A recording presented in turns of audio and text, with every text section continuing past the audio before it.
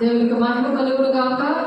దేవుడిచ్చే మహాకృపను బట్టి దేవుడు మనకి ఈ సమయాన్ని ఇచ్చి మరి భయంకరమైన దినాల్లో మనం సజీవ లెక్కగా ఉన్నామంటే ఆ దేవునికి మన స్తుతియాగము అర్పించబట్టి, ఆ స్తుతియాగము కూడా ప్రతి ఉదయాన మరి అంకిత భావంతో మనం ఇవ్వాలి. అలాగే ఇచ్చినప్పుడు దేవుడు మనల్ని అలా దీవిస్తాడో అది కృతజ్ఞతతో మనం దేవుడు మాటలు చెప్పుకుందాము, అలా ఆరాధిద్దాం.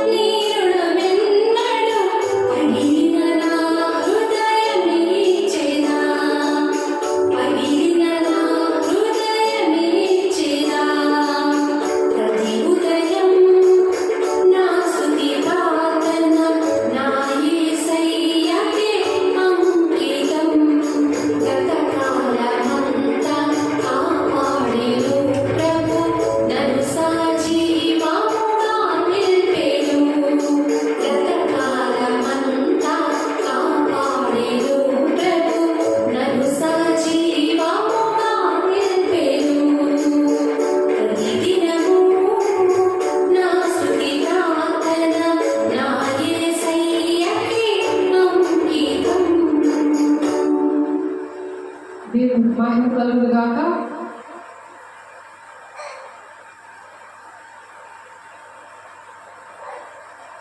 మొదటి తిమోతి రాసిన పత్రిక 6వ అధ్యాయంలో 1 నుంచి చదువుకుందాము. దేవుని స్తుతి చేయడానికి దేవుడు ఎలా ఆహ్వానిస్తాడంటే ఎలా ఉంటే దేవుడు అర్హత ఇస్తాడు.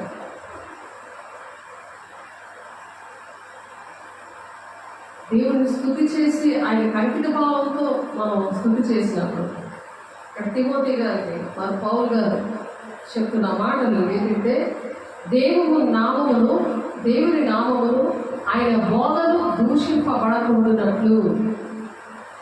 ఏంటి? ఆయన నామమును చెప్పాలి. ఆయన నామము ఆయన బోధ దూషించబడకూడనట్లు దాసత్వమును కాడి క్రింద ఉన్న వారందరూ తమ యజమానులు పూర్ణమైన ఘనతకు పాత్రలని ఎంచవలను. ఎప్పుడైతే యజమానుడైన దేవుడు ఘనతకు పాత్రుడు, దేవుడు చేసిన మేళ్ళు అద్భుత కార్యాలు ఆశ్చర్యకాలు లేదా మన జీవితాల్లో చేశాడు. ఇక్కడ మధురిమ ఉంది. ఆ మధురిమకి దేవుడు పాపడని కళ్ళలో సాతాన్ని చెబితే మరి దేవుడు నా నోటంట ప్రవచన మాట బాబే కొడతాడు అని దేవుడు చెప్పాడు. ఎందుకు చెప్పారు? దేవుడి బోధ సత్య బోధలో ఎదుగుతున్నాను కాబట్టి దేవుడు నాతో మాట్లాడాడు. ఆ బిడ్డకి ఆ విషయం చెప్పినప్పుడు 15-16 సంవత్సరాల పాపకి చక్కగా ఆ అమ్మాయికి ఆ మధురిమకి ఈజీ డెలివరీ కూడా దేవుడు చేశాడు. ఆ డాక్టర్కి ఆమె సలహాలు ఇస్తుంది, నాకు వేగా ఆపరేషన్ చేసేది, నాకైతే ఈజీ డెలివరీ అవ్వదు అని చెప్పి. అలాంటప్పుడు ఎలాగా దేవుడు సహాయం చేశాడంటే ఆ డాక్టర్లోనే దేవుని ఆత్మ మాట్లాడింది. ఏమంటే నేను డాక్టర్నా, నువ్వు డాక్టర్నా, నీకు ఈజీ డెలివరీ వస్తుంది అని మాట్లాడింది. నా నోట్లో నుంచి దేవుడు పలికించిన మాట తను నమ్మలేదు కాబట్టి సాతానుడు ఏంటంటే పాపే పుడతాదని అది చూపించింది. కానీ ఏది నెగ్గింది ఇక్కడ? దేవుని మాట నెగ్గింది. దేవుని నామమునకు స్తోత్రం. ఆ పాప ఇక్కడే ఉంది. ఒకసారి ఆ పాప వస్తుంది, మీరు చూద్దరు కానీ. ఎందుకంటే దేవుని దగ్గర మనం సిగ్గుపడకూడదు. సిగ్గుపడితే దేవుడు కూడా ఎవరో నాకు తెలియదని దేవుని రాజ్యానికి వెళ్ళినప్పుడు సిగ్గుపడతారట. అందుకే యూదయ సమరయ దేశంలో అంతా కూడా సాక్షిగా ఉండమన్నమాట. కాబట్టి ఆ బాబుకి ఇప్పుడు పాలు పెడుతుంది కాబట్టి తర్వాత మెసేజ్ అవుతున్నప్పుడు మెసేజ్ అయిపోయాక ఆమె వస్తుంది, మీకు చూపిస్తాను. ఎందుకంటే దేవుడు నామమును ఆయన బోధను దూషింపబడకుండానట్లు దాస్యత్వముని కాడి క్రింద ఉన్న వారందరూ తమ యజమానులు పూర్ణమైన ఘనతకు పాత్రులుగా ఎంచాలంట. మనకి యజమానుడు ఎవడు? దేవుడే మన యజమానుడు, మన పోషకుడు. మరి అనుదినము ఆహారం ఇచ్చిన దేవుడు ఎవరు? ఆత్మీయంగా ఇదిగో ఈ ఆహారం ఇచ్చి మనం బాపరుస్తున్నాడు. మనం మనుషులు కొనియాడకూడదు. పరువుని మనుషులు కొనియాడుతుంటే పురుగులు కానీ చనిపోయాడు. ఎవరైనా మనల్ని కొనియాడాలి అనుకోండి, నాది కాదు, ఇది నా గొప్పతనము కాదు, దేవుడిది అని చెప్పాలి. మనం ఆ ఘనతకు పాత్రని ఎంచాలట. పూర్ణమైన ఘనతకు తమ యజమానులు. నాకు యజమానుడు ఎవరు? దేవుడు. మీకు యజమానులు ఎవరు? దేవుడు. మధ్యవర్తులుగా మేము ఉన్నామే తప్ప మాలో ఏమి లేదు. కాబట్టి మహిమ ఘనత ప్రభావాలు ఆయనకే చెల్లిగాక. దేవుని నామమునకు స్తోత్రం. హల్లెలూయా. అంటే అమ్మాయికి ఈ విషయం తెలియక నాకు దేవుడు ఆ విషయం తెలియదు, కానీ మిమ్మల్ని బట్టే దేవుడు నాకు బాబుని ఇచ్చారని చాలా సంతోషపడిపోయింది. ప్రాణంగా ప్రేమిస్తుంది బాబుని. కానీ దేవుడు ఇచ్చారమ్మా, దేవుడికి మహిమ రావాలంటే అలా తను మాట్లాడింది. దేవుడు వాక్యంలో బలపరచడానికి, నన్ను మరి సంఘాన్ని బలపరచడానికి దేవుడు ఈ మాటల ద్వారా మాట్లాడుతున్నారు. ఎక్కడుంది ఈ మాట? 1 తిమోతికి రాసిన పత్రిక 6వ అధ్యాయంలో ఉంది. ఎవరైనా సరే దేవునికి మహిమ తెచ్చేటట్టు ఉండాలి, కానీ మనకు మహిమ రావాలని అనకూడదు. మనుషుల్ని విగ్రహంగా చేసుకోకూడదు, మనుషుల్ని పూజించకూడదు. సృష్టికర్త అయిన దేవుడు ఒక్కడే ఉన్నాడు. ఆ దేవునికే మనం, ఆ యజమానుడైన దేవునికే పూర్ణమైన ఘనతకు ఆ దేవుడని మనం ఎంచుకోవాలి. మరి అలాగా దేవుడి బిడ్డల్ని కూడా, దేవుడి సేవకులను కూడా అలాగే దేవుడు ఉన్నాడు కాబట్టి అలా పలికారు, అలాగే దేవుడు చెప్పారు. ఆ డాక్టర్ కూడా అలాగే పలికింది, ఆ దేవుడు మనసు ఆ డాక్టర్ కూడా ఉంది కాబట్టి నన్ను అలా బలపరిచారు అని మనం ప్రతి ఒక్కరు, మేమే కాదు ప్రతి ఒక్కరు కూడా దేవుని ఆత్మ అంటే దేవుని మనసు ఉన్నవాళ్ళు వాళ్ళు ఏంటంటే అలాగా దేవుడు యొక్క కార్యాలు వెంటనే వాళ్ళు ఖచ్చితంగా చెప్పగలుగుతారు. సాతానుడు కలలు చూపిస్తాడు, దేవుడు కూడా కలలు చూపిస్తాడు. మనం దేనితో సాంగత్యం చేస్తే వాళ్ళే నీ మనసును పాడు చేస్తారు. మరి అటువంటి కళలు అనేది సాతానుడు చూపిస్తాడు. దేవుడితో ఉన్నప్పుడు దేవుడు చూపిస్తాడు. నేను చెప్పిన మాట తనకు దేవుడు చూపించాడు, కానీ అప్పుడు దేవుడులో తను అంత బలంగా లేదు. అందుకని బలంగా లేదని ఆ బాబుకి మంచి బాబునిచ్చి ఆ బాబుకి ఇనోషన్ పేరు పెట్టారు. ఇనోషన్ అంటే మరి ప్రపంచమంతటా కూడా ప్రార్థన ప్రారంభమైన రోజు అని వాక్యం చెప్తుంది. అలాగే తన జీవితంలో దేవుడు ఆ ప్రార్థన అనేది స్టార్ట్ చేశాడు. దేవుడు అంటే ఏంటో తనకి అప్పుడు తెలిసేదానికి దేవుడు సహాయం చేశాడు. కాబట్టి విశ్వాసులైన యజమానులు గల దాసులు ఇప్పుడు దేవునిలో ఎవరైతే ఉంటారో, దేవునికి సత్య బోధ ఎవరైతే చేస్తారో వాళ్ళు కూడా యజమానులు లెక్క వస్తారు.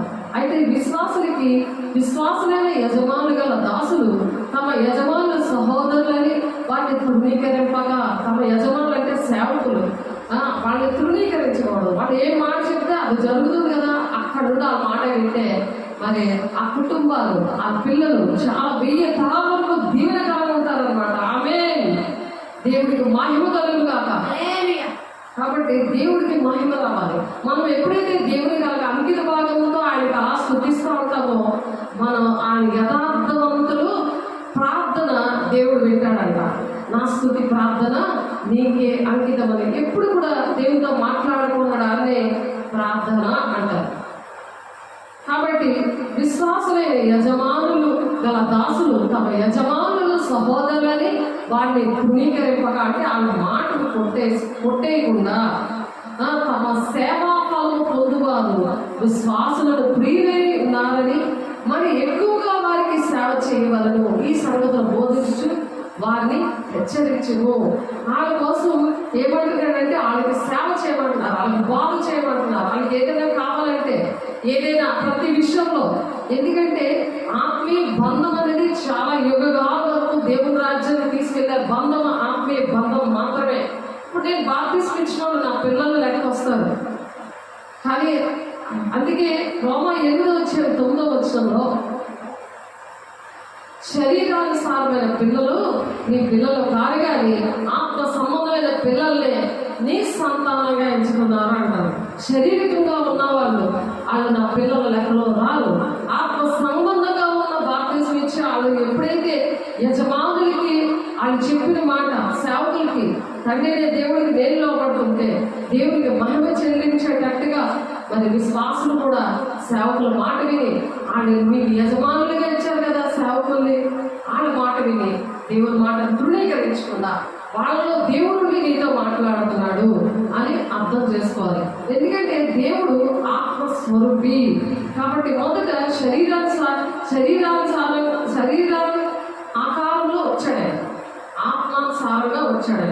దేవుని ఆత్మతో శారీరకంగా మనిషి రూపంలో ఆయన వచ్చి మనకు నేర్పించడానికి 3.5 సంవత్సరాలు కూడా ప్రతిదీ కూడా నేర్పించి నన్ను పోలి నడవండి మీరు నాకన్నా గొప్ప కార్యాలు చేస్తారని చెప్తున్నాడు. దేవుని స్తోత్రం. వినాలి సరిగ్గా చక్కగా. నన్ను పోలి నడమంటారు. ఎవరు అంటున్నారు చెప్పాలి, ఎవరు అంటున్నారు? నన్ను పోలి నడవండి దేవుడే అంటున్నాడు. యోహాను 14:12 ఎవరంటున్నారు?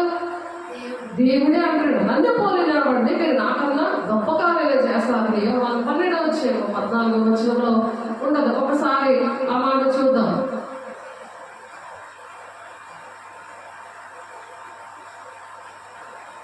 యోహాను సువార్త తీయండి ఒకసారి. యోహాను సువార్త చదవాలి, చక్కగా చదివినప్పుడు దేవుడు ఎంతో ఇష్టపడతారు. యోహాను 14 అధ్యాయము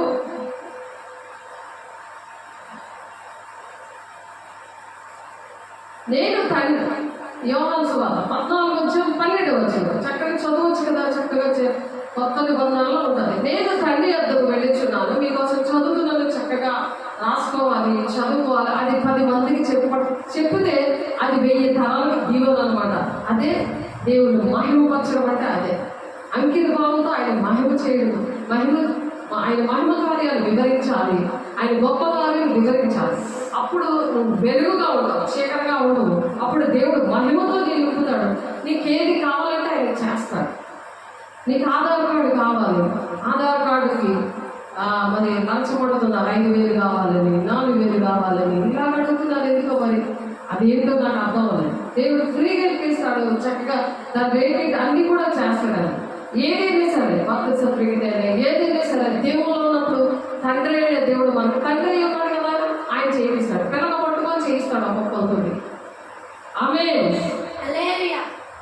కాబట్టి ధనాన్ని నమ్ముకుంటే దేవుడితో ఉన్నవాళ్ళు కాదు. ధనం మీద ఆశపడే వాళ్ళు, ఆ లంచాలు ఇచ్చిన వాళ్ళు దేవుడు బిడ్డలు కాదు. ఇక్కడ 15 ఉంటుంది అది. కాబట్టి మీరు చదువుకోండి, అన్ని చదివితే మన టాపిక్ చేంజ్ అయిపోతుంది. కాబట్టి 15వ కీర్తనలో దేవుడి రాజ్యానికి వెళ్ళే లిస్ట్ ఉంటుంది. అందులో ఈ లంచం ఇవ్వడం ఒకటి.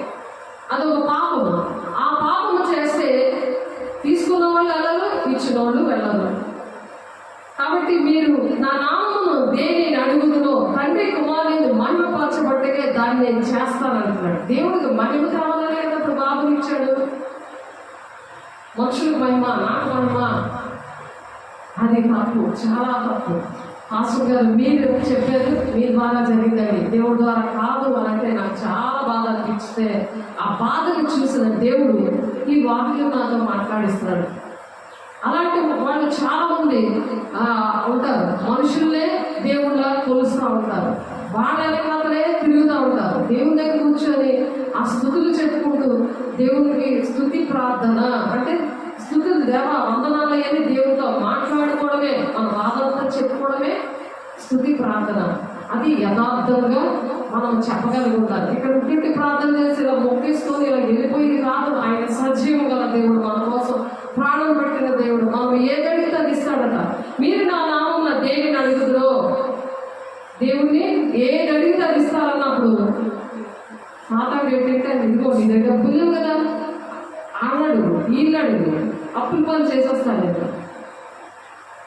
దాని ఐడియా ఏంటి? అప్పుల పనులు చేయడం. అందుకని భక్తిహీనులు అప్పు చేసి తీర్చకుందరు అన్నది. అప్పులన్నీ చేయకూడదు. దేవుని పిల్లలట నీతివంతులు దాక్షిణ్యం కలిగి అప్పిస్తారు. ఒకరికి అప్పిచ్చే వారిగానే దేవుడు చేశాడు, కానీ అప్పు చేసేవారుగా దేవుడు చేయడు. అందుకని దేవుడి పిల్లలు ఆ మహిమకరమైన సాక్ష్యాలు కలిగి ఉంటారన్నమాట. ఆ సాక్ష్యం యోధే సమయ దేశంలో అంతటా మీరు సాక్షులుగా ఉంటారని చెప్తున్నాడు ఆయన. అపోస్తలులు 1:8 మీరు నా నామమున దేనిని అడుగుదురో తండ్రి కుమారుని యందు మహిమ పరచబడుటకే దాన్ని చేతులు ఉంటిన మన కోసం చేయరు. దేవుడు ఎందుకు చేస్తాడు? తండ్రిని దేవుడికి మహిమ తేవడానికి చేస్తాడు. ఆయన మనకి అర్హత లేకపోయినా ఎందుకు చేస్తాడంటే మనం దేవుని మహిమపరుస్తామని, ఆ స్థుతులతో ఆయనకి అంకిత భావంతో మనం ఆయనతో మాట్లాడతామని. దేవా నీకే నా జీవితం అంకితమయ్యా, నీ ద్వారానే నేను ఇలా బ్రతుకుతున్నాను, నేను పోషించబడుతున్నానంటే, నాకు దేవా ఇన్ని అద్భుతకాలు చేసామంటే, పాపం నుండి శాపం నుండి నన్ను విడిపించామంటే అవన్నీ కూడా నీకే మహిమనైనా, నీ మహిమను బట్టి నీకు ఘనతనైనా అది చెప్పి ఆయన్ని మనం కొనియాడగలిగి ఉండాలి. ఆయనకి మనం మరి కృతజ్ఞతాస్తుతులు చెల్లించాలన్నమాట. నా నామంలో మీరు నన్ను ఏం అడిగినను నేను మీకు చేస్తానంటున్నాడు. 14 యోహాను 14 ఆయన నామము అంత గొప్పదన్నమాట, అంత పవిత్రమైనది, అంత పరిశుద్ధమైనది. ఎవరి పేరు మనకు అక్కర్లేదు, ఎవరి పేరు మనం చెప్పుకొని బ్రతకక్కర్లేదు. కానీ దేవుని పేరుతో, దేవుని నామము మనముతో ఆయనకి మహిమపరిచినప్పుడు కృతజ్ఞతాపూర్వకంగా మీ విన్నపాలు నాకు తెలియచేయండి అని చెప్పి 4:6 అప్పుడు ప్రతి తలంపులకి ఆలోచనకి కాపుదల ఉంచుతాను అంటున్నాడు. లేకపోతే దుష్టుడు ఏంటంటే నువ్వు వెళ్ళు ఆ లంచం కట్టు, ఆ డబ్బులు ఇక్కడ అప్పు అడుగు. లంచం కట్టడము పాపమే, అప్పు అడగడము పాపమే, అప్పుల పాలు అయిపోవడం కూడా ఇవన్నీ దుష్టుడు పనులు అన్నమాట. అది దుష్టుడి దగ్గరికి వెళ్ళి దానితో మాట్లాడి ఆ మనుషులతో సహవాసం చేసి అవన్నీ కూడా మనం చేసినప్పుడు ఎంత డబ్బు అయినా సరే, ఎంత ఆరోగ్యమైన పిల్లలమైనా ఎంత మంచి బిడ్డలైనా సరే వాళ్ళు సరిగ్గా పెరగలేరు. దేవుని మహిమతో మనం పెరగాలి. దేవునికి ఇష్టంగా మన పిల్లలు మన కుటుంబాలు బాగుండాలని దేవుడి మాట చెప్తున్నారు. మీరు నన్ను ప్రేమించేలా నా ఆజ్ఞలకై కుందురు. ఆయన ఆజ్ఞలు కొన్ని ఉన్నాయి. ఆ ఆజ్ఞలు నిర్గమాకాండం 3:20 ఉంటుంది. ఆ ఆజ్ఞలు మనం గైకున్నప్పుడు దేవుడు అంట ప్రతి విషయంలో కూడా దేవుడు సహాయం చేస్తాడు.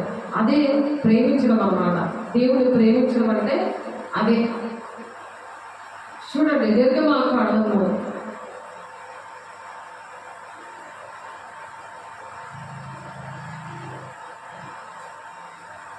నేను తప్ప వేరొక దేవుడు నీకు ఉండకూడదు.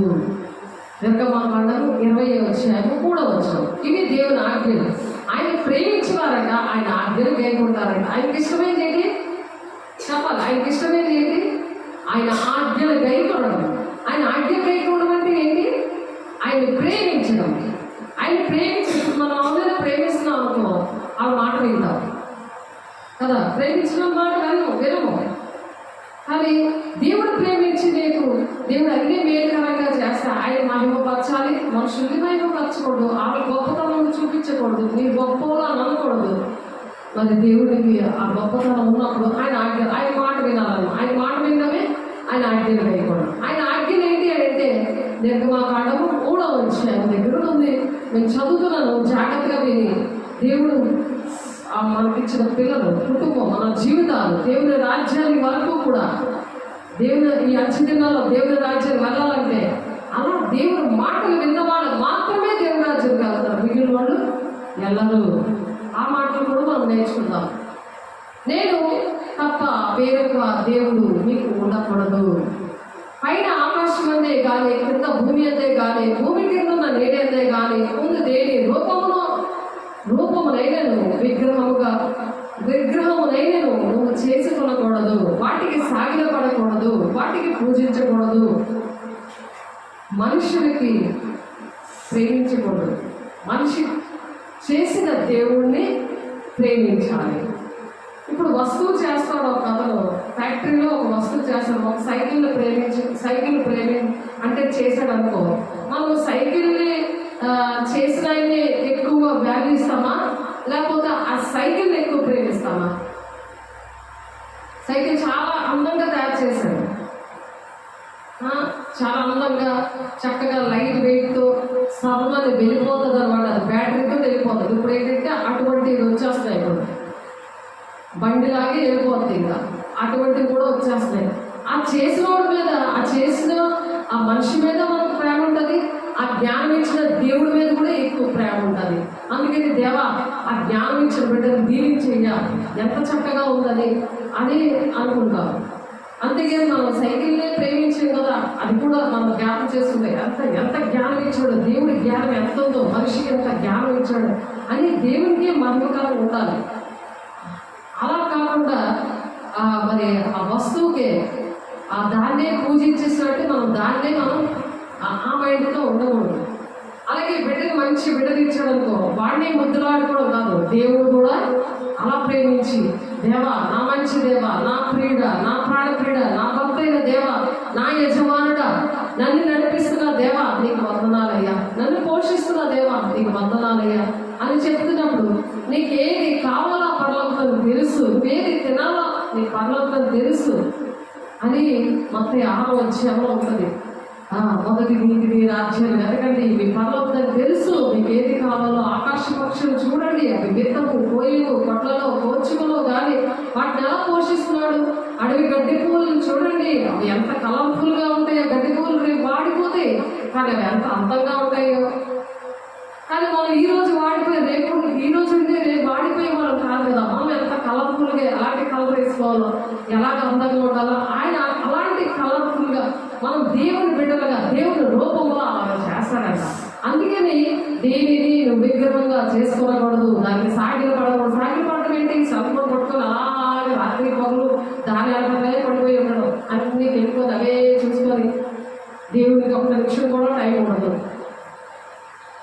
అలాగా సాగిలు పడుకోవడం అంటే, విగ్రహంగా చేసుకోవడం అంటే దేవుని కన్నా ఎక్కువగా ప్రేమించడం దాన్ని విగ్రహము అంటారు. కాబట్టి బొమ్మల్ని మొక్కడం, మనిషి ఏదైనా మంచి పనులు చేస్తే ఆ మనిషే నా దైవం, ఆ మనిషి అంత మంచోళ్ళ అని మనుషులు కొనియాడడం, పూజించేయడం, అది అలా చేయకూడదట. అది దేవుని ఆజ్ఞలు. దేన్ని విగ్రహంగా చేసుకోకూడదు, వాటికి సాగిల పడకూడదు, వాటిని పూజించకూడదు. ఇవి చేసినప్పుడు అవి దేవా నాకు తెలియదయ్యా, నన్ను క్షమించయ్యా. ఆయన ఎప్పుడైతే నువ్వు నోటితోటి చేతుల పైకి ఇలా చెప్తావో వెంటనే దేవుడు విడుదలస్తాడు.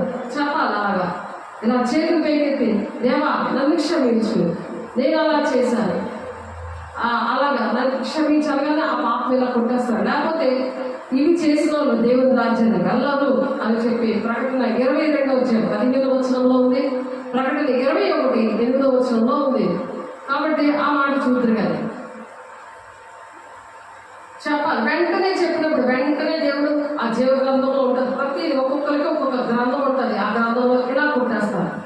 చూడండి, ప్రకటన 21 మీ దగ్గర బైబిల్ ఉన్నది, చక్కగా చూడండి. 8వ చదువుతాను. పిరికి వాళ్ళు, అవిశ్వాసులు, అసహ్యులు, నరహంతకులు, వ్యభిచారులు, మాంత్రికులు, విగ్రహారాధకులను, అబద్ధికులందరూ అగ్ని గంధకములో మండు గుండములో పాలు పొందుదురు అని.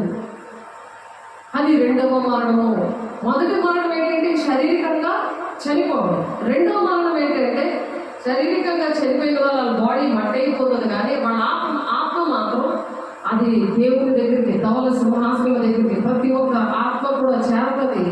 ప్రతి ఒక్కరు కూడా చేసిన దానికి, అవి మంచివైనా సరే చెడ్డవైనా సరే, న్యాయపీఠం ముందు మీరు ప్రత్యక్షం అవ్వాలని 2వ కొరింథీ 5:10 ఉంది. కాబట్టి 2వ మరణం ఎవరికి వస్తుందంటే, ఎవరైతే ఇందులో ఇప్పుడు ఈ లిస్టులో ఉన్నారో ప్రతిదానికి తిరిగి తనుకుంటారు. వాళ్ళు ఫస్ట్ లిస్టులో పెట్టారు. వాళ్ళ వెనకాల ఉన్నారు ఎవరు? అవిశ్వాసులు. అవిశ్వాసులు అంటే ఏంటి? దేవుడు చేశాడే, అసలు దేవుడు ఉన్నాడో లేదో, చచ్చిపోతే దేవుడు రాజ్యానికి వెళ్తామో నరకానికి వెళ్ళిపోతాం, అసలు అవి ఉన్నాయో లేదో విశ్వాసం ఉంటుందారు. కాబట్టి అవిశ్వాసం, దేవుడు ఎంత గొప్ప కార్యం చేసినా దేవుడు ఏం చేశాడే అని నిర్లక్ష్యం ఉన్న వాళ్ళని అవిశ్వాసం అంటారు. విశ్వాసం అంటే, మరి నీ తల్లికి నువ్వు పుట్టావు, కానీ నా తల్లి అని అమ్మ నేను ఎంత ప్రేమగా పిలుస్తున్నావు, నువ్వు చూసావా? నువ్వు మీ అమ్మకే పుట్టావని చూసావా? మీ నాన్నకే పుట్టావని నువ్వు చూసావా? ఎలా నమ్ముతున్నావు నువ్వు చూడకుండా? మరి తండ్రి అయిన దేవుడు నీకోసం ప్రాణం పెట్టాడు, మరి ఆయన ఏమంటే అది జరుగుతుంది. ఆయన దేవుడి పిల్లలు, ఆయన పిల్లలైన సేవకులు ఏం చెప్తే అది అంత గొప్ప కార్యాలు దేవుడు చేస్తాం. మనం నమ్మకపోతే అవిశ్వాసం లేకొస్తాం. అవిశ్వాసం దేవుడి రాజ్యాన్ని వెళ్ళదు. వెళ్ళకపోతే అలాంటి వాళ్ళు అందరితో అసహ్యించబడతారు. అదేంటంటే అసహ్యులు, అసహించుకుంటారు అన్నమాట. ఎంత దేవుడు ఇలా చేసినా సరే నువ్వేటిలాగా అని అసహించుకుంటారు. వాళ్ళు ప్రేమించరు, సేవకులు ప్రేమించరు, ఇంట్లో వాళ్ళు ప్రేమించరు.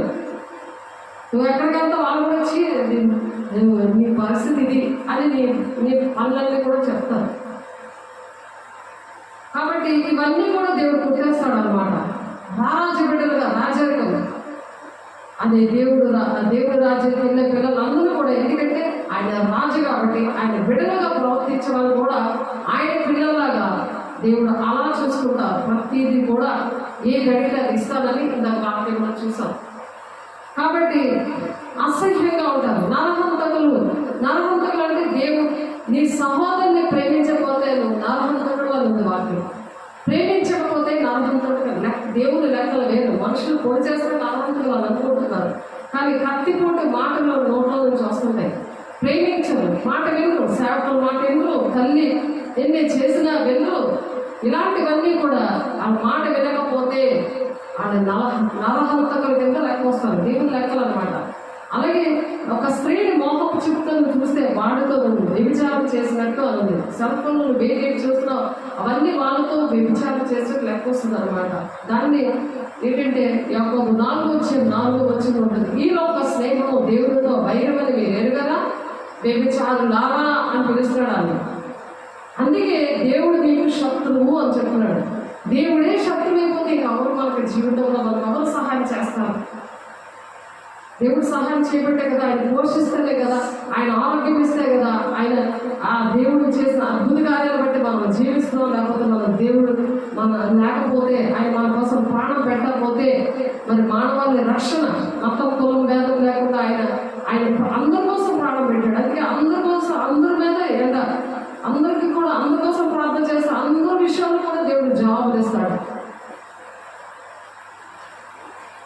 పక్షపాతం అనేది లేదు దేవుడికి. కాబట్టి అబద్ధికులందరిలో అగ్ని గంధకంలో మంట అగ్నిగుండంలో పడిపోతారు. తర్వాత వ్యభిచారులు, తర్వాత మాంత్రికులు మంత్రం వేసేస్తారు. మంత్రాలు వేసేసి ఒక బొమ్మ పెట్టి ఆ మంత్రం వేసేసి చెట్లు పెట్టేసి వాళ్ళు ఏంటంటే డబ్బులు ఇస్తారు. ఎవరైనా మనిషి మాట వినకపోతే అదే తండ్రి అయినా తల్లి అయినా మరి ఆస్తి గురించి ఏదైనా చిన్న తగవైనా ఏదైనా ప్రేమ లేకపోతే దుష్టుడు వాళ్ళు దూరిపోయి అలా పెట్టేసి ఆ మంత్రాలు వేసేసి చంపేస్తారు. అలా కీడు అలాంటి వాళ్ళు అందరినీ కూడా విడిపించడానికి దేవుడు సహాయం చేశాడు. దేవుని నామమునకు స్తోత్రం. కాబట్టి మాంత్రికులు, తర్వాత విగ్రహారాధికులు, దేనైతే దేవుడి కన్నా ఎక్కువ ప్రేమిస్తామో అది విగ్రహంగా ఉంటుంది. ఆ మనిషి దాని మీదే ధ్యాస ఉంటుంది.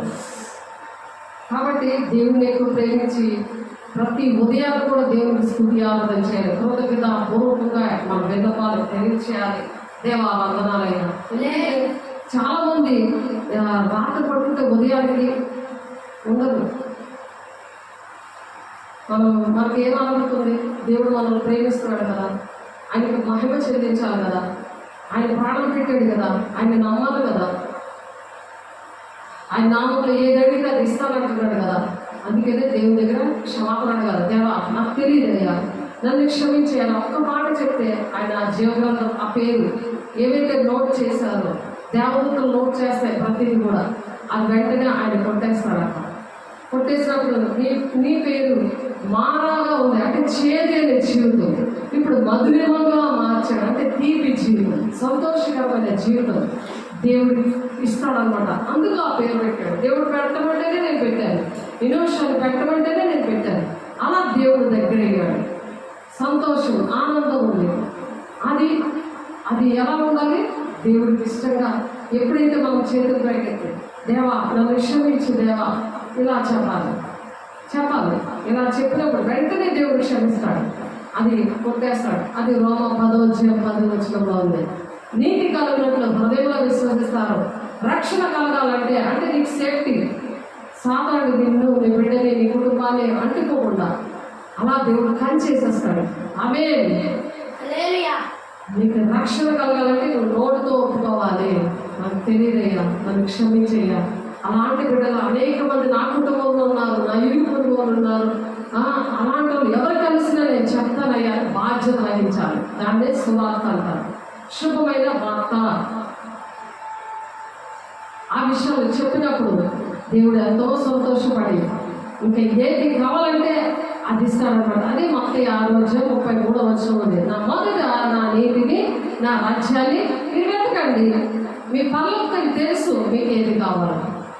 మన పిల్లలకి ఏది కావాలో మనకు తెలుసు కదా, ఏది బాగుంటుంది. ఇలా నువ్వు బాగాలేదు నీ డ్రెస్లో, నువ్వు చేతికి నల్ల మోసలు కడితే అసలు అసహ్యం ఉన్నది, ఈ పిల్లలు తీసే అని ఎందుకు చెప్తారు దేవుడు?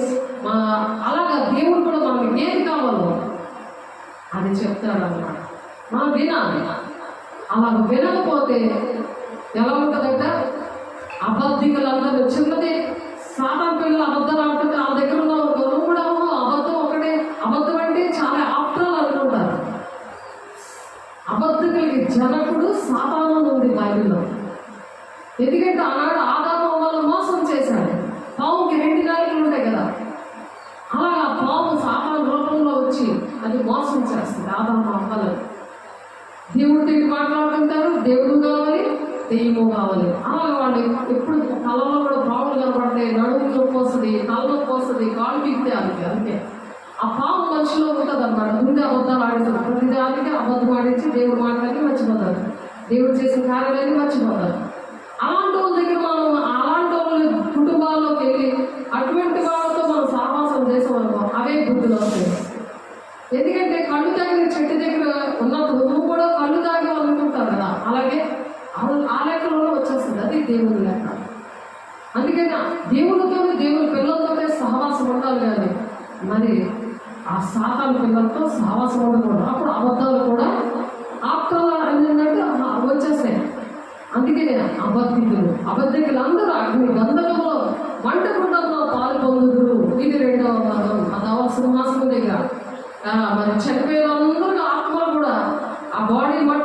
ఉంది, కానీ ఆత్మ మాత్రం అక్కడ దైవ సింహాసనం దగ్గర మీరు జరిగించిన మంచివైనా సరే చెడ్డవైనా సరే ఆయన న్యాయపీఠం ముందు మీరు ప్రత్యక్షం అవ్వాలి. మీకు చేసామో ప్రతిదీ కూడా గ్రంథాలు పెరుగుపడతాయి. ఒక్కొక్కరి కోసం ప్రతిదీ దినమంతా చేసిన దినచర్య అన్నీ కూడా మనం ఏం మాట్లాడాం, ఏం చేసాం, ఎక్కడికి వెళ్ళాం, ఆ కాలుకి నల్ల తాడు కొడుతుంటారు. ఆ తాడు ఏంటంటే ఏం చేస్తుందంటే సాతాను అలా నడిపిస్తుంది అనమాట. అలా నడిపించి మరి అటువంటి సహవాసంతో ఉండి అది అటువంటి తలంపులతో దేవుడు కావాలి, దెయ్యము కావాలని ఈ రెండు పడవల మీద కాలు వేసుకుని రెండు మాటలు, అక్కడ ఒక మాట ఇక్కడ ఒక మాట, ప్రేమ లేని జీవితం అన్నమాట. దేవుడి మీద ప్రేమ ఉంటుంది, దేవుడికి మన్ను తెచ్చే పరిస్థితులు ఉండవు. అప్పుడు నాకన్నా గొప్ప కార్యాలు మీరు చేస్తారన్నారు కదా, అలా చేయలేరు, వాళ్ళ వల్ల జరగదు. మరి ఆడపాపలు తల్లిదండ్రుల పాపములు పిల్లల ఒడిలో పోస్తానని ఉంది Irmia 32:18. మీరు మీ పాపములు మీరు కరెక్ట్గా లేరనుకో, మీ పాపలు కరెక్ట్గా వాళ్ళ ఒడిలో పోసేస్తున్నారు, మీకు తెలియదు. అందుకనే మరి ఇందాక తిమోతి పత్రికలో ఆ యజమానుల మాట వినండి అని చెప్తున్నారు. ఆ మాట వినండి, వాళ్ళు తిరుగుబాటు చేయకుండా. అలాగే హెబ్రీ పత్రిక 6వ అధ్యాయంలో కూడా ఉంటుంది ఆ మాట. ఒకసారి హెబ్రీ పత్రిక చూద్దాం. హెబ్రీ పత్రిక మీరు చూడండి, మీకోసం నేను చదువుతున్నాను. దేవుడి మాటలు వింటేనే బ్రతుకుతాం అన్నమాట. దేవుడి వల్ల మనం బ్రతుకుతాం. వాక్యమే దేవుడు ఏమన్నాడు కాబట్టి దేవుడి మాటలు మనం పాడుకుంటాం. నీ వాక్యమే నన్ను బ్రతికించెను, బాధలలో నెమ్మదినిచ్చెను, కృపాశక్తి దయాశక్తి సంపూర్ణుడా, వాక్యమై నిన్న దేవ వందనమయ్యా అని వందనాలు చెప్తున్నప్పుడు దేవుడు వాక్యం ద్వారా మాట్లాడతారు. ఇప్పుడు సేవకుల మాట వినమని ఇక్కడ ఏముంది? హెబ్రీ 11:17 మీ పైన నాయకులుగా ఉన్నవారు లెక్క అప్పచెప్పవలసిన బలిని మేము లెక్క అప్పచెప్పాలి మీకోసం. అందుకనే మీ ఆత్మలను కాయిచున్నారు, మీ ఆత్మలు కాస్తున్నాడు, సాతాను ఎత్తుకుపోకుండా, నరకాలు పట్టుకుపోకుండా మీకోసం ప్రార్థన చేస్తేనే పాపాలు చూపించినప్పుడు బాగుంటాడు. ఆడేమో పాప పుడుతుంది నీకు, నువ్వు అబద్ధాలు ఆడుతున్నావు కదా, అందుకే నీకు పాప పుడుతుంది అన్నాడు. కానీ సేవకులు మీ ఆత్మ సాతాను ముట్టకుండా ఆ భద్రపరిచారు కాబట్టి బాగుంటాడు. అలా కాస్తున్నారంట. మీ ఆత్మలో కాయిచున్నారు, వారు దుఃఖముతో ఆ పని చేసినలా మీకు నిష్ప్రయోజనం కనుక దుఃఖముతో కాక ఆనందంతో చేయనట్లు వారి మాట విని వారికి లోబడి ఉండి అంటున్నారు. వాళ్ళ మాట వినాలి. ఎందుకంటే వారి మాట విన్నప్పుడు నీకు దీవెన, నీకు ఆశీర్వాదం, నీ లైఫ్ మరి పిల్లల లైఫ్, భర్త, కుటుంబము ఒక గౌరవంగా ఉంటుంది. అందరూ దృష్టిలో కూడా దేవుడి పిల్లలు, దేవుడికి ఇష్టమైన పిల్లలు అదే దేవుడు రూపం వస్తుంది. నన్ను పోలి నడవండి, నాకన్నా మీరు గొప్ప కార్యాలు చేస్తారన్నారు కదా పౌలు గారు చెప్తున్నారు. నేను క్రీస్తుని పోలి నడుస్తున్నాను, మీరు నన్ను పోలి నడవాలని అంటున్నాడు. అలాగే మనం కూడా ఏసేలాగా మనం నడవాలి. ఆయన ఏమంటున్నాడు? నా పిల్లలు నాకన్నా గొప్పగా అవ్వాలని మన పిల్లల కోసం ఎలాగైతే ఆలోచిస్తామో ఆయన పిల్లలుగా ఉంటే నాకన్నా మీరు గొప్ప కార్యాలు చేస్తారంటున్నాడు దేవుడు. చూడండి, దేవుడు ఎంత గొప్ప దేవుడు. ఆయన మహిమపరచాలా, మనుషులు మహిమపరుస్తామా? మనుషులు పూజిస్తామా? మనుషులు గొప్ప వాళ్ళు, మనిషి వల్లే జరిగింది అని అంటామా? అది ఎంత తప్పది ఆలోచించారా? అలాగే ప్రకటన 22:15 ఉంది. ఇది ప్రకటన 22:8. కాబట్టి దేవుడు ముందుగానే ప్రవక్తల ద్వారా రాయించాడు ఇవన్నీ. వాళ్ళు చెప్పినవి జరుగుతాయి. దేవుడు చెప్తాడు, వాళ్ళు చెప్తారు, అంతే. ఆ గొప్పతనాలు కాదు, నా గొప్పతనం కాదు. ప్రవక్తగా దేవుడు నన్ను అభిషేకించి వైజాగ్ నుండి విజయనగరం దేవుడు తీసుకొచ్చాడు, ఎన్నో అద్భుతాలను చేశాడు. అలా మీ ద్వారా కూడా జరగాలని దేవుడు ఆశపడి మాటలు చెప్తున్నారు. కాబట్టి ప్రకటన 22:15 కుక్కలను, మాంత్రికులను, వ్యభిచారులను, నరహంతకులను, విగ్రహారాధికులను, అబద్ధులను ప్రేమించి జరిగించి ప్రతి వాడు వెలుపడనుందురు. సంగముల కోసము ఈ సంగతుల గురించి మీకు సాక్ష్యం ఇచ్చుటకు యేసును నేను నా దూతను పంపి ఉన్నాను. దూత అంటే సేవకులు. నా దూతను పంపాను వైజాగ్ నుండి విజయనగరం. దూత అని ఎక్కడ ఉందంటే హెబ్రీ 1వ అధ్యాయంలో హెబ్రీ గ్రంథంలో ఉన్నది. 1:7 ఉంది. ఏమని? తన దూతల్లో వాయువులుగాను, అది గాలి అయ్యేంత పరిశుద్ధాత్మతో నింపబడి అలా ఉంటారు. ఎక్కడ వాళ్ళకి ఎవరికి అవసరమో వాళ్ళ దగ్గర కరెక్ట్గా ఫోన్ ద్వారాలో మనిషిలో అక్కడ పంపించేస్తారు మీ దగ్గరికి. అందుకే 24 అవర్స్లో కూడా నేను ఎప్పుడు చర్చి నేను నా ఫోన్లో అందుబాటులో ఉంటాను. ఎందుకు? దేవుడు ఆ దూతగా పంపించాడట. ఆ సంగతుల గురించి మీకు సాక్ష్యం ఇచ్చుకు నేను యేసును నా దూతను పంపి ఉన్నాను. నేను అలాగ దూతని పంపిస్తున్నాడు. ఆ దూత అంటే ఏంటి? ఇక్కడ ఫిబ్రవరి 1:7 తన దూతల్లో వాయువులుగాను తన సేవకులను అగ్ని జ్వాలలుగాను చేయవాడు అని తన దూతల గురించి చెప్పుచున్నాడు. నువ్వు కూడా దూతగా ఉంటావా? సాతాను దూతగా ఉంటావా? దేవుడు దూతగా ఉంటావా? సాతాను ఎక్కడ ఉంటే దూతలాగా ఎదురు అక్కడికి వెళ్ళిపోతారని గోలెడతాం. తాగుబోతులు, వ్యభిచారులు, ఆడవాళ్ళు వ్యభిచారం చేస్తారు, ఆడవాళ్ళు కూడా తాగుతున్నారు. అలాంటి ఏరియాల్లో దేవుడు దాన్ని పిలుచుకున్నాడు. అటువంటి బిడ్డలు బాగు చేయడానికి, చెరలో ఉన్న వాళ్ళు విడిపించడానికి, బంధకాలు ఉన్న విడిపించడానికి, నేను అభిషేకించడానికి వైజాగ్లో విజయనగరం కుటుంబాన్ని మరి ఆస్తిని మరి ఉద్యోగాన్ని అన్ని విడిపించి దేవుడు తీసుకొచ్చాడు. అది నేను వస్తానా? నాలో ఉండే కదా చెప్పిస్తున్నాడు. బాగా పుడతాడని, లేకపోతే ఆడికి ఇలా జరుగుతుందని, నువ్వు బాగుంటావని, నువ్వు 1000 తరాలు దిగులుగా ఉంటావు, రాణిగా ఉంటావు, కుమార్తెలా ఉంటావు, కుమారులా ఉంటావు. ఎందుకు దేవుడు మాటలు పలికిస్తున్నాడు? దేవుడు చెప్తున్నాడు. ఓన్లీ నా నోరు వాడుకుంటున్నాడు. నా మాటలు నీ సన్నిధిలో ఉన్నాయి అన్నాడు దేవుడు. ఇది 17:16. నా మాటలు నీ సన్నిధిలో ఉన్నాయి అంటే ఎవరు మాట్లాడుతున్నారు? దేవుడే కదా. అలాగే మత్తయి 10:20 కూడా అలాంటి మాట ఉంది. దేవుడు నాతో మాట్లాడారు. నేను పరిశుద్ధంగా ఆత్మ శరీరం 2 పరిశుద్ధంగా ఉన్నందుకు దేవుడు నన్ను అలా వాడుకుంటున్నాడు. కాబట్టి ఆ దూతలుగానంట ఆ సేవకులను అగ్ని జ్వాలగా చేసుకుంటున్నాడట అని తన దూతల గురించి చెప్తున్నాడు. కాబట్టి మనం దేవుని యొక్క దూతలుగా ఉండాలి. మరి ఆరాధన చర్చలో తెలంగాణ మెసేజ్ చెప్తుంటే దేవదూతలకు నన్ను చూపించారు. స్వాతి అయిన ఒక అబ్బాయికి. అప్పుడు నాకు ఈ వాక్యం తెలీదు, కానీ ముందు నాకు సాక్ష్యము నా ద్వారా కార్యాలు చేయిస్తుంటాడు దేవుడు. తర్వాతే నాకు వాక్యం చూపిస్తూ ఉంటాడు. నాకు తెలీదు ఆ వాక్యం ఎక్కడ ఉన్నదో ఏంటో తెలీదు. విద్య నేను పాపంలో పెంచుకున్నాడు. నేను విద్య వచ్చినా సరే నాకు తెలియదు ఏ విషయాలు కూడా. చిన్నప్పుడు దేవుడు నమ్ముకున్నాను, కానీ నామకార్థమైన జీవితం అలాగుంటే దేవుడు రాజ్యానికి వెళ్ళను. అందుకని నా జీవితాన్ని 2 చేతుల పైకెత్తి, దేవా నా జీవితం నీకు అంకితమిస్తున్నానయ్యా, నాకు భక్తి నేర్పించయ్యా అంటే నాకు నేర్పించాడు. మరి నేర్పించకపోతే నాకు ఇందాక బోధకుల గురించి ఉన్నారు కదా, 1 Timothy 6 ఆ బోధకులు ఎలా ఉంటారు అనే విషయం దాని కింద వచనాల వరకు చదువుతూ ఉన్నది. వీలైతే అది కూడా చదువు. కానీ తన కుమారుని గురించి అయితే, దేవా నీ సింహాసనం నిరంతరం నిలిచినది, నీ రాజ్య దండము న్యాయార్థమైనది. అది న్యాయంతో ఉంటుంది. దేవుడు పక్షపాత కాదు. ఎవరు ఏది చేస్తే అదే జరుగుతుంది. మనం కావాలని తెలుసుకోకుండా చేసేసామనుకో మనకి ఆ శిక్ష వస్తుంది కదా. ఎందుకు? దేవుడు చెప్తున్నప్పుడు దేవుడు మాట వింటే మనకు మంచిది కదా. బంగారు పట్టణంలో, బంగారు వీధుల్లో మనం ఇక్కడ చేసిన మంచి పనులు బట్టి దేవుడు అక్కడ మంచి మన కోసం స్థలం సిద్ధపరచ వెళుతున్నాను, నేను స్థలంలో మీరు ఉండగలను, మన వచ్చి మిమ్మల్ని తీసుకెళ్తాను అన్నాడు. ఆ వాక్యం చెప్తున్నాను పోయినసారి. మళ్ళీ వస్తాడండి 2వ రాకుండా. మనం చేసినవన్నీ కూడా జీవనంలో రాస్తారు.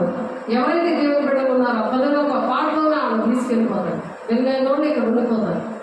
సాతాను చేతులు 7 ఏళ్ళ శ్రమ దినాల్లో ఆయన నలిగిపోతారు. వాడి చేతిలో చచ్చిపోతేనే దేవుడి రాజ్యానికి వెళ్తారు. లేకపోతే 666 ముద్ర వేసేస్తాడు. వేసేసి తినడానికి వేసుకోకపోతే ఆహారం ఉండదు, బట్టలు ఉండవు, మరి ఏది కూడా ఉండదు. రేషన్ కార్డు మీద ఆధార్ కార్డు లేకపోతే ఏది ఉండదు కదా. సేమ్ అలాగే ఉంటుంది. కాబట్టి దేవుడి రాజ్యం మనం వెళ్ళాలంటే ఇప్పుడే దేవుడి మాట విని సిద్ధంగా ఉండాలి. దేవుని సంగమా, నీవు నీతిని ప్రేమించితివి, దుర్నీతిని ద్వేషించితివి. అందుచేత దేవుడు తన తోటి వారి కంటే నిన్ను హెచ్చించినట్లుగా ఆనంద అభిషేక తైలంతో నిన్ను అలంకరిస్తాడంట. దేవుడు సేవకుల్లో ఉండి నిన్ను అలాగ అభిషేకిస్తాడు ఆనంద తైలంతో. నువ్వు ఎప్పుడు ఆనందంగా ఉంటావు. నీ తోటి వారి కంటే నువ్వు హెచ్చుగా ఉంటావు. వాళ్ళకంటే ఒక రేంజ్లో ఉంటావు అన్నమాట. అంటే రాకుమారులాగా ఉంటావు. కావాలా వద్దా? కావాలొద్దా? కావాలయ్యా ఏసయ్యా, నాకు కావాలయ్యా. నేను ఎవరినో నన్ను చూసి అది కూడా చూపించాను దేవుడు. చక్కగా బాబు నేర్చుకొని చక్కగా ఇంట్లో ఉంటే ఎదురుకుండా చూస్తున్నాడు నక్కలాగా చూస్తాడు భర్త. తెలుసా, తోటి వారికంటే హెచ్చిస్తాడు అన్నమాట. ఎవరైతే దేవుని బిడ్డలు కాకుండా నేను బాధ పెట్టారో అటువంటి వారిని వారి దగ్గర నేను హెచ్చిగా ఉంచుతానంట. చూడు నా జీవితం ఎలా ఉందో, నా దేవుడు నన్ను ఎలా మార్చాడు, నన్ను ఎలా ఉన్నతంగా నన్ను దీవించాడు అన్నట్టుగా నేను నిలబెడతానంట. అది దాని అర్థం. తన తోటి వారి కంటే నేను హెచ్చించినట్లుగా ఆనంద అభిషేక తైలముతో నిన్న అలంకరిస్తాడు. అదే వేసే రక్తం ఎప్పుడు కూడా తలకు చక్కగా పెట్టుకోవాలి, ఒంటికి రాసుకోవాలి, పిల్లలకి రాయాలి. అప్పుడు సాతానుగా ముట్టడు. వేసే శరీరం రక్తం ఎడతెక్క తీసుకోవాలి. ప్రార్థన, సహవాసము, రొట్టెనిచ్చడం ఎడతెక్క ఉండాలి. అది ఏదైనా తప్పు చేస్తే విమర్శించుకుంటూ దిద్దుబాటు చేసుకుంటూ తీసుకోవాలి. అప్పుడు పరిశుద్ధాత్మ దేవుడు ఒంట్లో ఉంటాడు. పిల్లలకు నువ్వు ముద్దులు పెట్టు, పాలు ఏది చెయ్యి, అంత కూడా దీవెనే. అంత దీవెనే. నీ ద్వారా దీవెనే అవుతుంది. నీ ద్వారా దేవుని శక్తి అవుతుంది పిల్లల్లోకి, ఇంట్లో అవుతుంది. నువ్వు మాట్లాడుతుంటే ఎక్కడికి వెళ్ళినా జయం వస్తుంది. అది నీ మాటలు విని అలా ఆశ్చర్యపడిపోతాడు. ఏంటి ఇలా మారిపోయింది? మారా జీవితం మధురముగా ఎలా మారింది అంటే, చేదు జీవితం, చీ అనే జీవితం ఏంటంటే మారా జీవితం మధురముగా ఎలా మారింది, మధురముగా ఎలా మారింది అని ఆలోచించాలి.